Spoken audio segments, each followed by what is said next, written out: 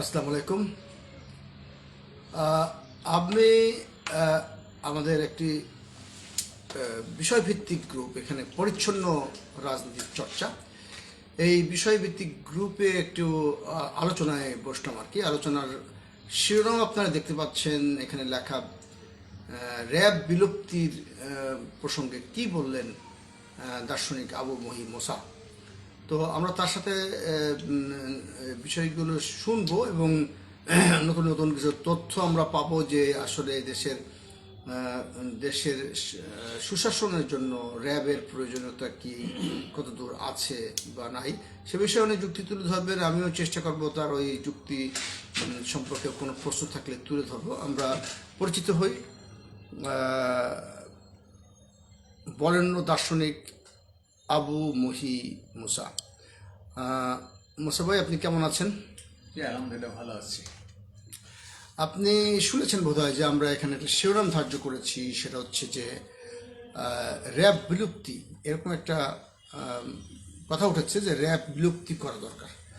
র্যাবের ঐতিহ্য যাই থাকুক, তার যে এশিয়ার তার যে কর্মকাণ্ড, সেগুলোর উপর ভিত্তি করে অনেকেই হয়তো র্যাবের প্রতি ত্যক্ত বিরক্ত হয়ে বলছিলেন যে র্যাব বিলুপ্ত করা দরকার। আপনি কি বলবেন এই প্রসঙ্গে? আপনাকে ধন্যবাদ। র্যাব যে বিলুপ্তি করতে হবে, র্যাবের কেন গঠন করা হয়েছে সে বিষয়ে আগে কিছু কথা বলার দরকার। আইন শৃঙ্খলা পরিস্থিতি একটা সময় এমন এক পর্যায়ে চলে গেছে, এটার জন্য নিয়ন্ত্রণের বাইরে এরকম। এই কারণেই র্যাবের মতো একটা বাহিনী গঠনের চিন্তা ভাবনা চলছে এবং র্যাব বাহিনীর মতো একটা বাহিনী গঠনের প্রথম আমি একটা পত্রিকায় লিখেছি যে এরকম একটা বাহিনী তাকে সরকারকে গঠন করতে হবে। আচ্ছা আচ্ছা। তো কত সালে এটা? সালটালে এখন আর ওসব মনে করতে পারতেছি না। র্যাব বাহিনীর শুরু র্যাব গঠিত হয়েছে তো আরো আগে, হ্যাঁ, আর প্রথম দিকে র্যাব বাহিনী, হ্যাঁ র্যাব বাহিনী তখন তৈরি হয়নি। এই সময় আমি এটা চিন্তা করছি। এখন র্যাব বাহিনী তৈরি হয়েছে।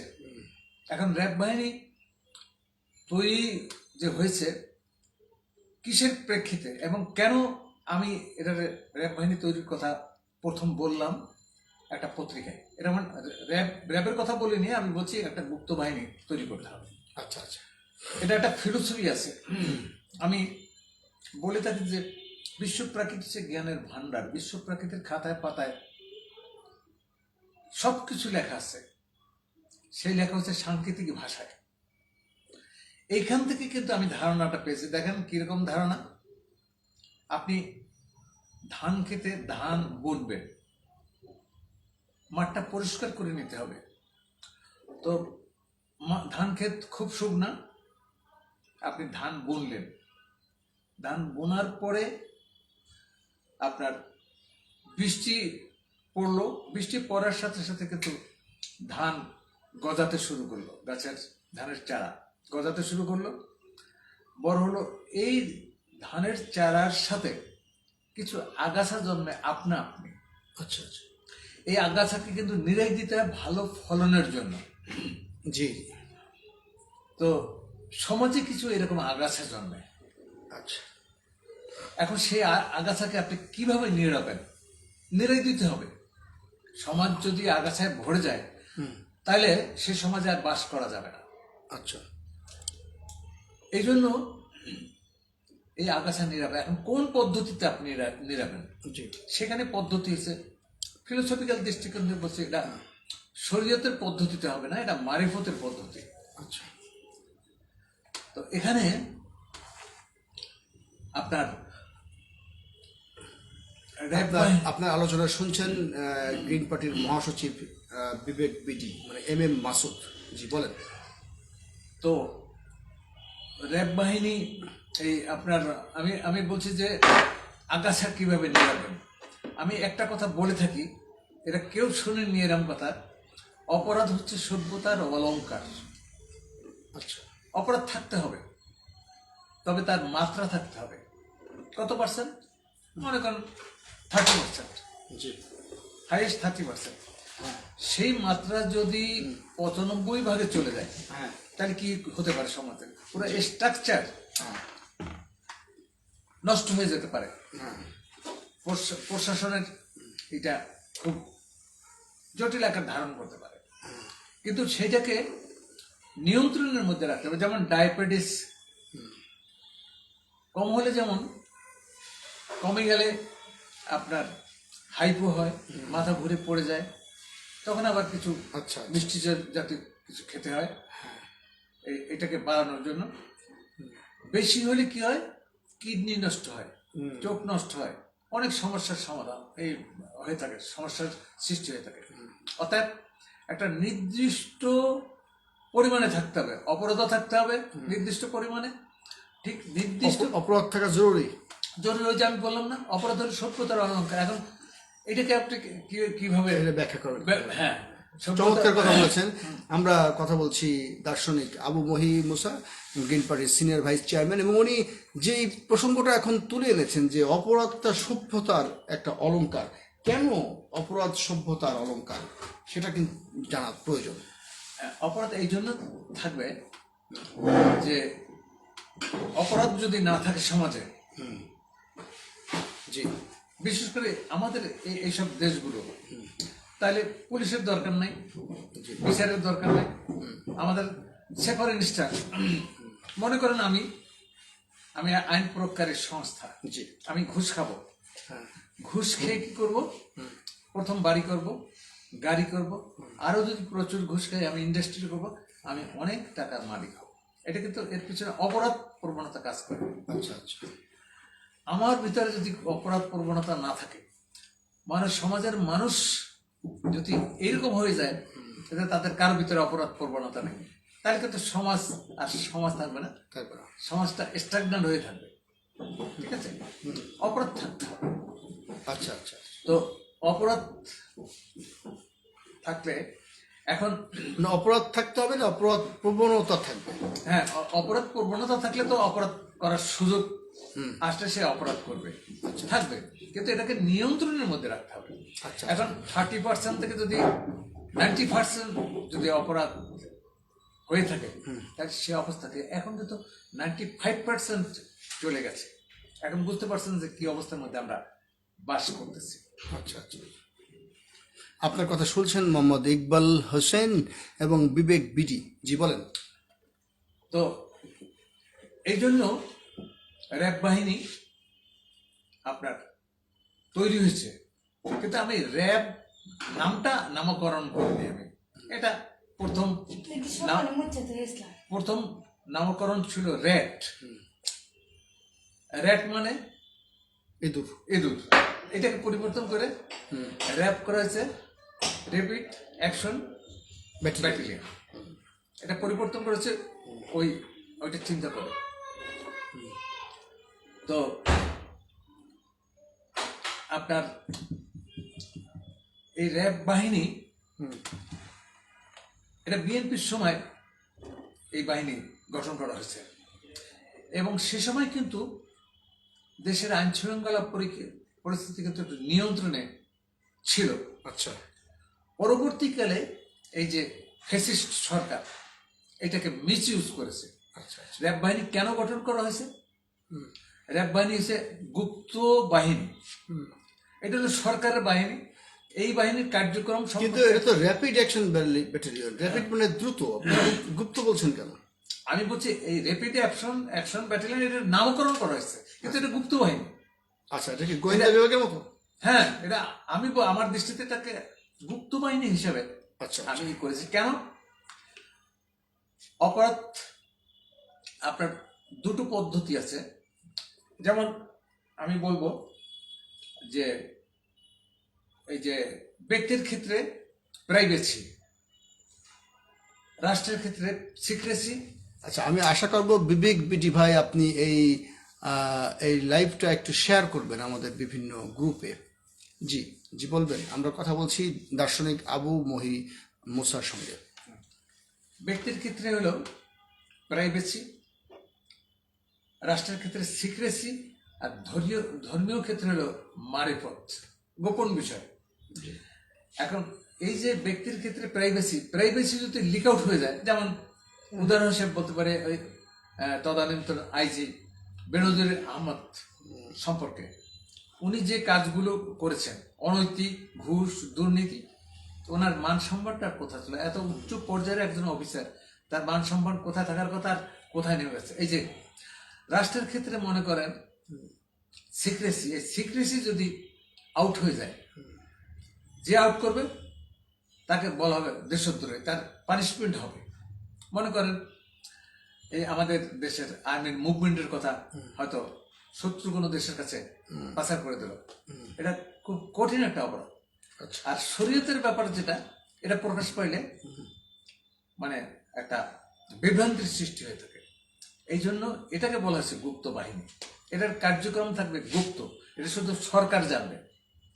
সরকার কি জন্য জানবে?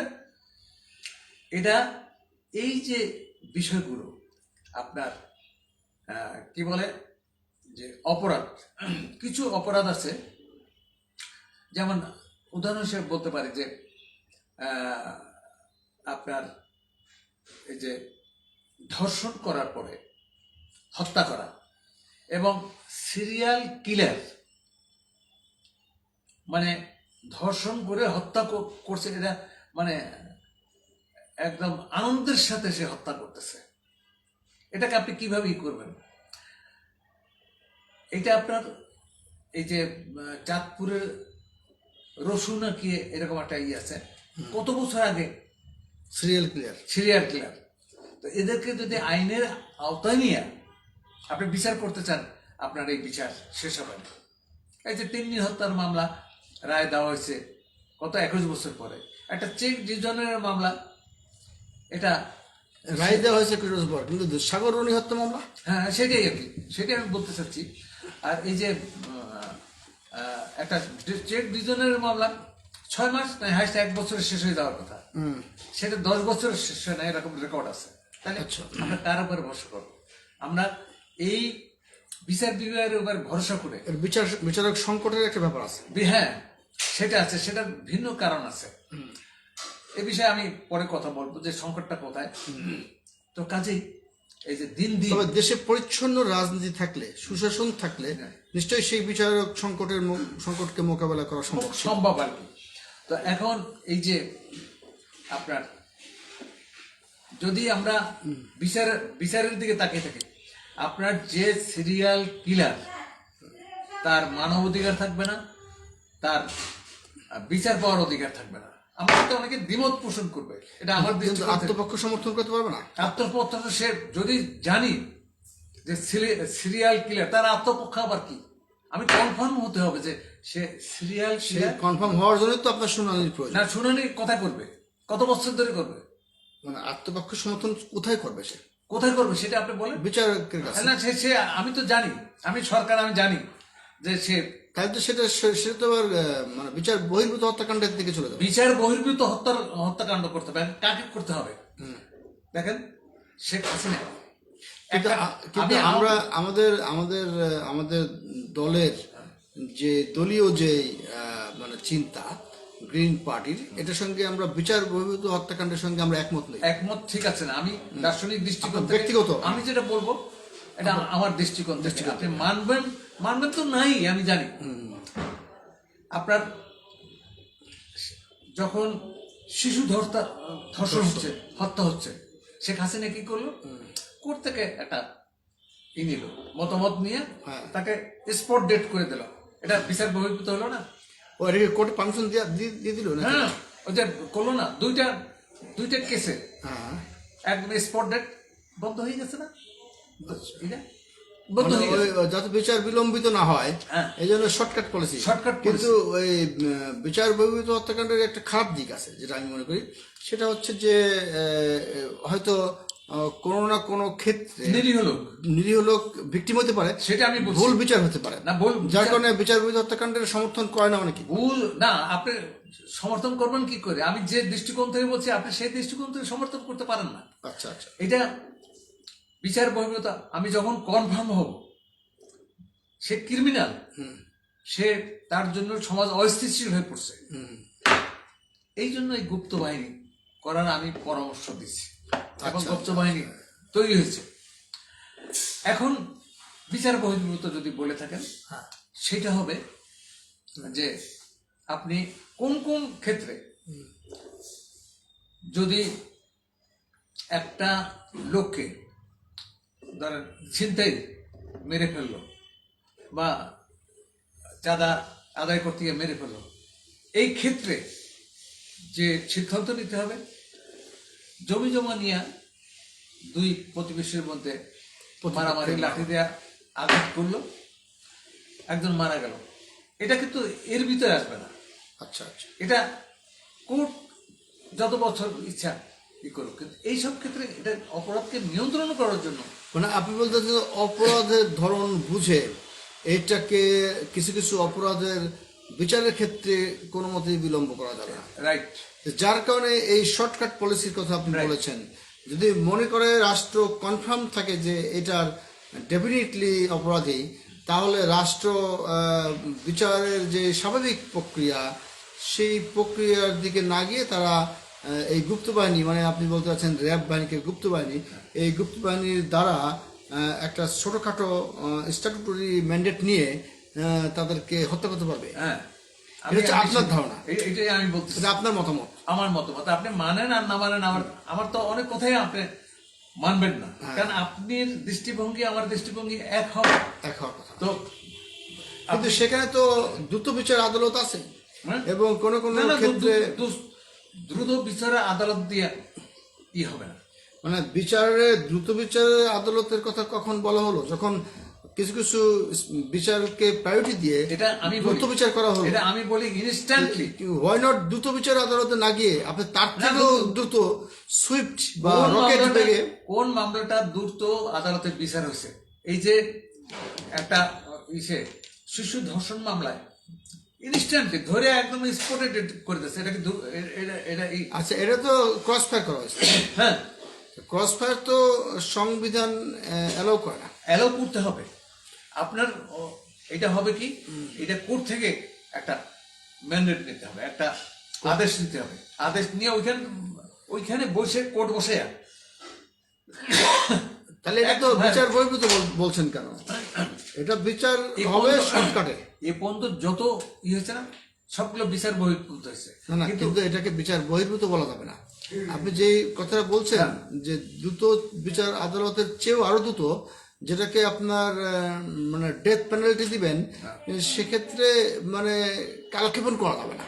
মানে এটা দ্রুত বিচারের চেয়েও দ্রুত করতে হবে, কিন্তু এটা বিচারিক কাজেই করতে হবে। হ্যাঁ, রাইট। বাট বিচার বহির্ভূত শব্দটা ব্যবহারই করা যাবে না। হ্যাঁ, আমি তো বহির্ভূত বলছি না। আচ্ছা, ওটা ওটা সরকার তাদের মাথার ভিতরে। দর্শক মন্ডলী, আমরা একটু মানে অ্যামেন্ডমেন্ট করে নিলাম, কথাটা একটু সংশোধন আকারে রেখে দেওয়া ভালো, কারণ যেহেতু এটা খুবই স্পর্শকাতর বিষয় নিয়ে আলোচনা করেছেন দার্শনিক, যার পরে আর কোনো দার্শনিক আসবেন না এরকম জনশ্রুতি আছে। সেই মানে একজন খ্যাতনামা দার্শনিক আবু মহিম মোসা গ্রিন পার্টির সিনিয়র ভাইস চেয়ারম্যান, উনি বলছেন যেইভাবে উনি 75 বছরের বেশি ওনার বয়স, উনি যেই কনসেপ্টটা আমাদের মধ্যে দাঁড় করাতে চেয়েছিলেন সেটা ঠিকই, সেটা হচ্ছে বিচার বহির্ভূত হত্যাকাণ্ড নয়। উনি বলতে চাচ্ছেন যে প্রচলিত আইনি প্রক্রিয়ার কে পাশ কাটিয়ে মানে আরেকটু দ্রুত স্পেশাল ট্রাইব্যুনাল বা স্পেশাল বিচার বিভাগের স্পেশাল কোনো কার্যক্রমে স্পর্শকাতর বিচারগুলো আইনি প্রক্রিয়ার মধ্যেই বিচার করতে হবে, এরকম বিষয় কিনা? এরকমই জি। কোন বিষয়গুলো খুব দ্রুত করতে হবে, কোনগুলো কোর্টে আচ্ছা আচ্ছা, সে বিচার হবে। আমি একটা উদাহরণ দিই। আমাদের দুর্নীতিতে কিন্তু ছেয়ে গেছে একদম, একদম মানে পা থেকে তো মাথা পর্যন্ত দুর্নীতি। ফিলিপাইনের রাষ্ট্রদূতের তো ফিলিপাইনে যখন মানে দুর্নীতিতে ভরে গেছে, তখন উনি কি করলেন, উনি এই দুর্নীতি পরায়ণকে আপনার হেলিকপ্টারে তুলে 2000 ফিট উপর থেকে ফেলে দিয়েছে দুর্নীতি পরায়ণকে। আচ্ছা আচ্ছা আচ্ছা, এরপরে আর কেউ দুর্নীতি করার সাহস পাবে।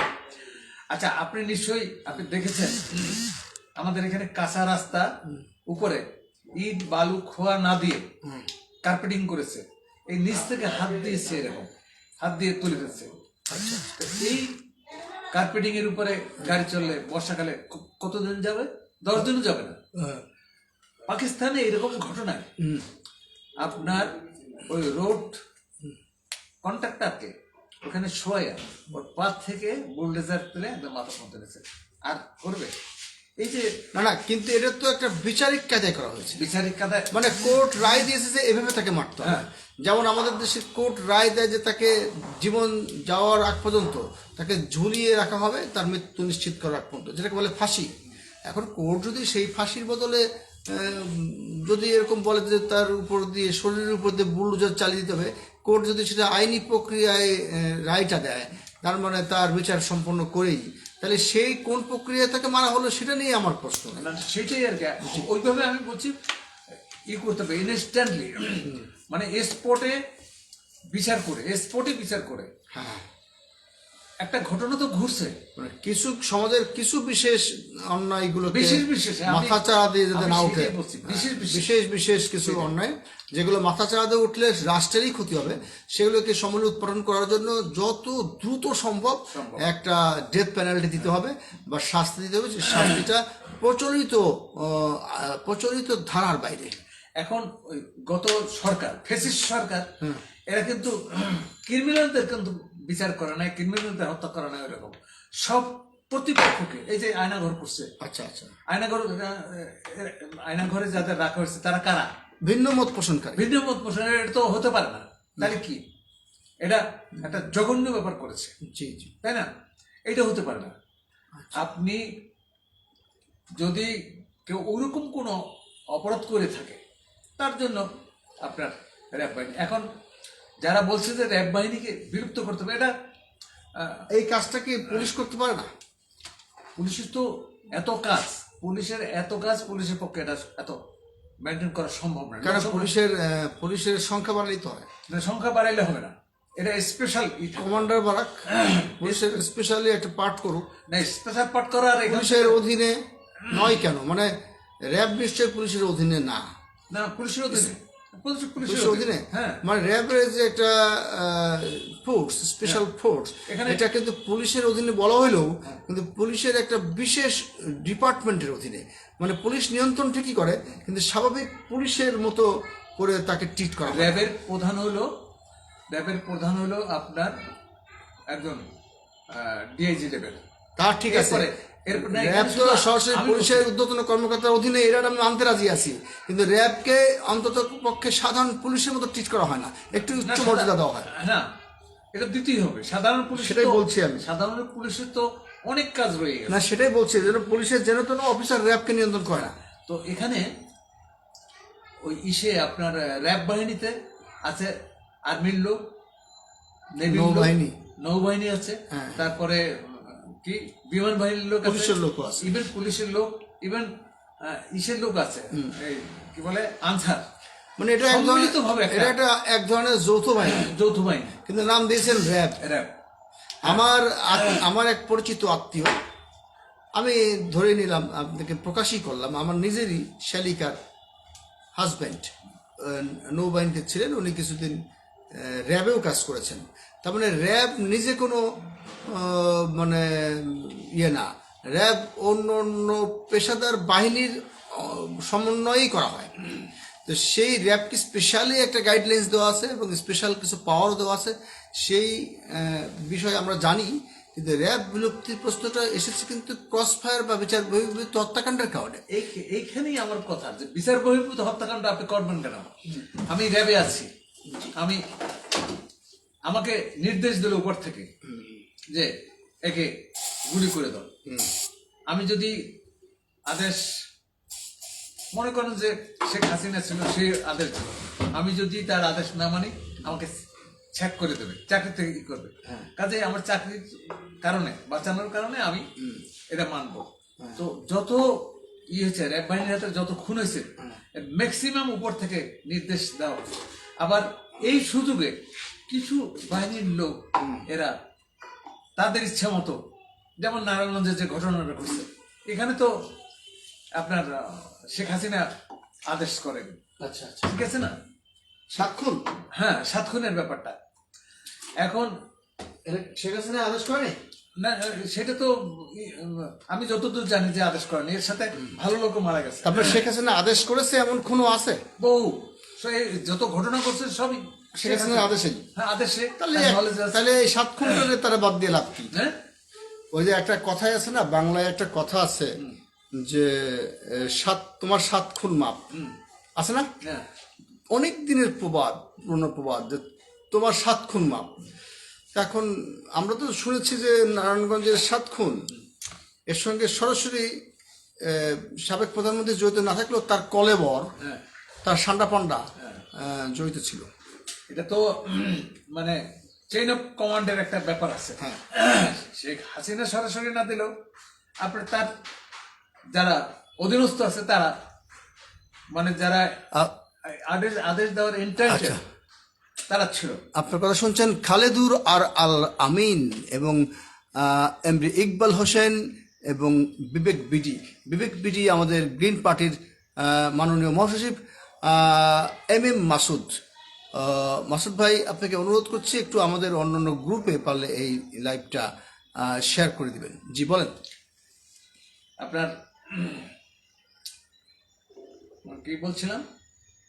নারায়ণগঞ্জ 7 খুন হ্যাঁ, এবং তারে লোকজনই র্যাবে কিন্তু র্যাবের যে পুলিশ আছে তারা কিন্তু ইনভেস্টিগেশন করতে পারে। আচ্ছা আচ্ছা। এটা যে পুলিশের কাছে দিতে হবে, মামলাটা নেবে পুলিশ, কিন্তু ইনভেস্টিগেশন র্যাবের এই ধরনের মামলাগুলো র্যাপ করতে পারবে। র্যাবের পুলিশের যারা নিয়োগ তারা এগুলো মামলা করে। যেমন সিনা হত্যার মামলা, হ্যাঁ, এটা র্যাব করেছে, র্যাবের একজন পুলিশ অফিসার। র্যাবের পুলিশ অফিসার বলতে আমি একটু বুঝা পারেন, বুঝি নাই। মানে র্যাবের পুলিশ থেকে এখানে যাদের যা র্যাবে আসছে, ডেপুটেশন দেওয়া হয়েছে, পুলিশ থেকে যারা র্যাবে আসছে, র্যাবে আসছে। র্যাবে তো নৌবাহিনী থেকেও আসে, সেনাবাহিনী থেকেও আসে।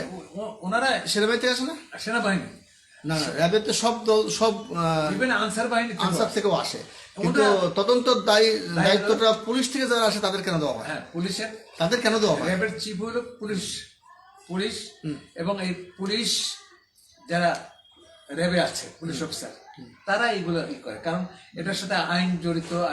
সেখানে সেখানে সেখানে কিছু পক্ষপাতিত্ব হতে পারে কিনা, যে দ্বারাই এটার অপরাধ হিসেবে মানে যদি কেউ তুলে ধরে যে এটা বিচার বহির্ভূত হত্যাকাণ্ড হয়েছে, সেইগুলো তদন্ত কি এবার পুলিশই করে, মানে র্যাবই করে না? বিচার বহির্ভূত গভর্নমেন্ট যদি কোনো গভর্নমেন্টের হয়তো দেখা গেল যে র্যাব যে কাজগুলি করছে কোনোটার বিরুদ্ধে অভিযোগ হলো যে এইটা বিচার বহির্ভূত হয়েছে, মানে যেই ধরনের বিচার বহির্ভূত আমরা বলছি আর কি, যেটা বিচার বিভাগের বা রাষ্ট্রের ইচ্ছার বাইরে হয়েছে, কোনো ব্যক্তিগত আক্রোশের মানে কারণে যদি হয়ে থাকে সেটা বিচার বহির্ভূতই বলা হয়, বা সেটার তদন্ত কি সেই র্যাবের পুলিশ দিয়েই করা হয় নাকি ওটা ভিন্ন কাউকে না? আপনি সিআইডির কাছে হস্তান্তর করতে পারেন না, রয়ে গেছে, তারা করতে পারে আর কি।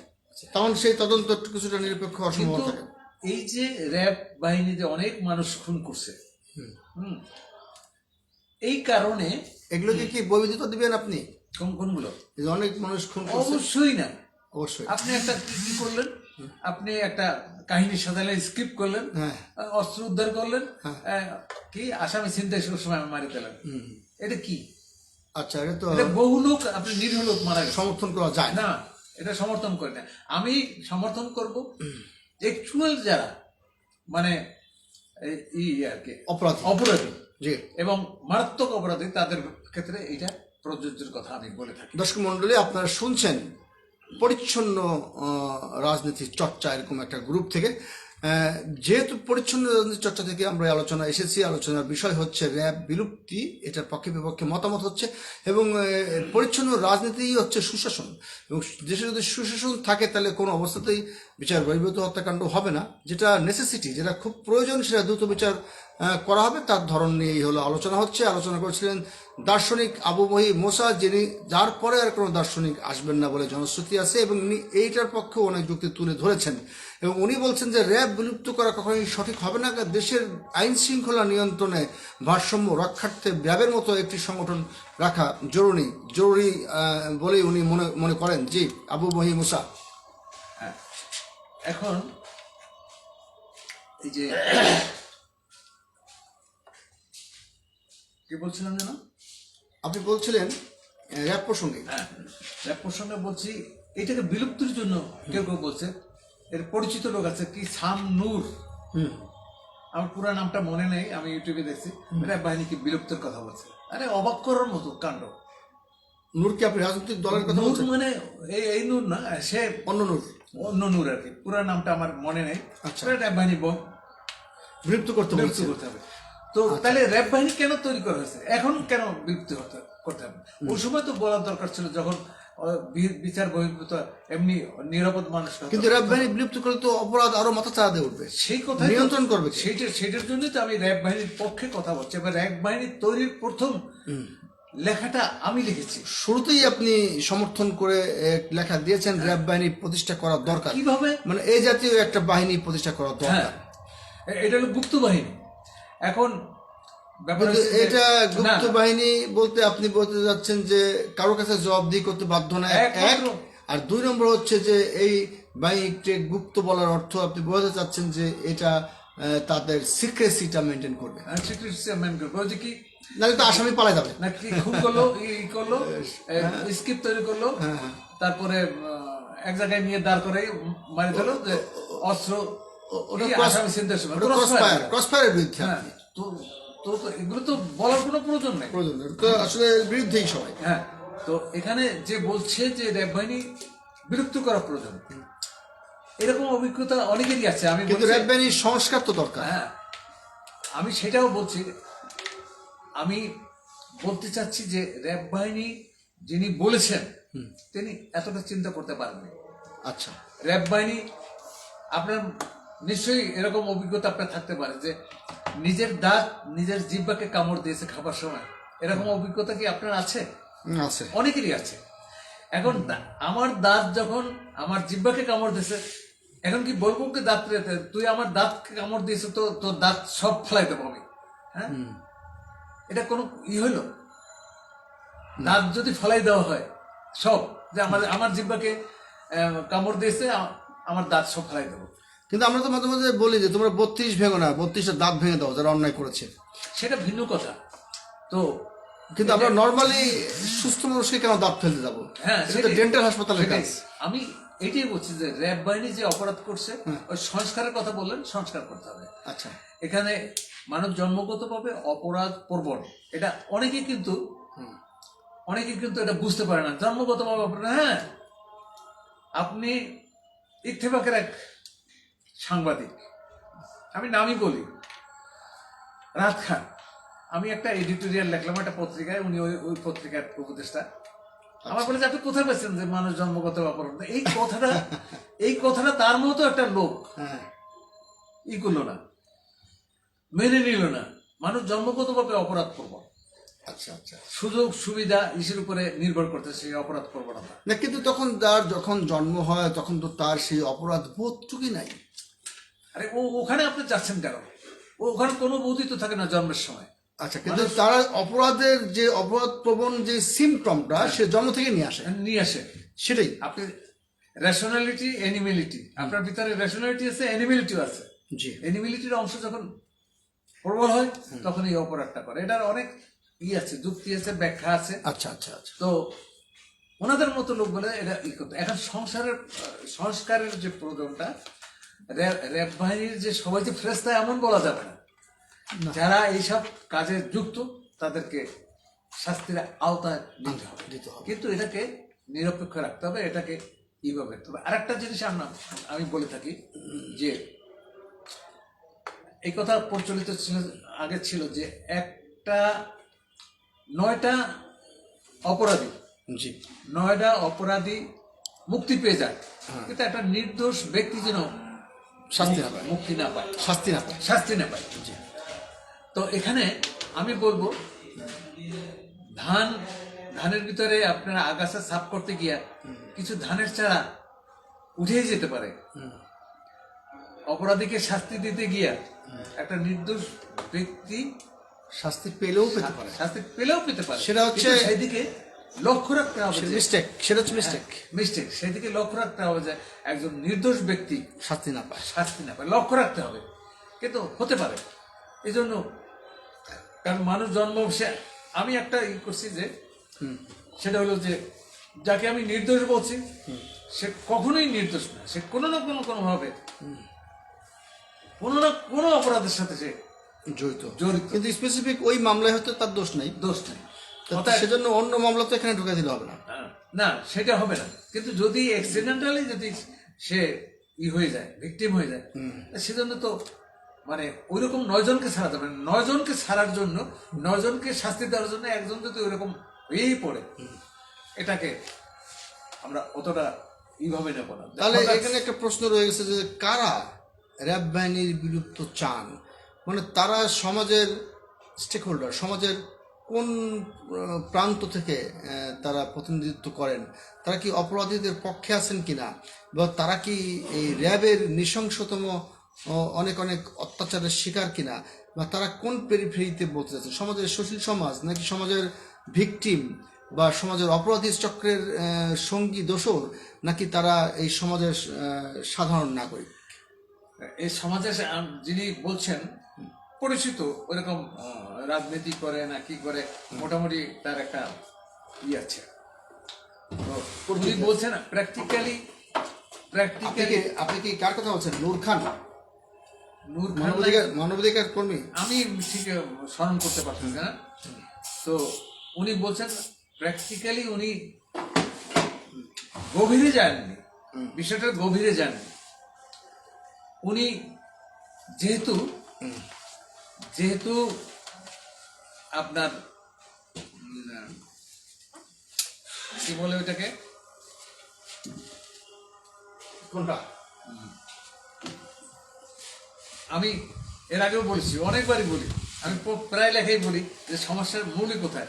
যেহেতু মানুষ জন্মগত না, পৃথিবীর 99.99 মানুষের জ্ঞান হলো পশু পাখির জ্ঞানের চেয়ে কম।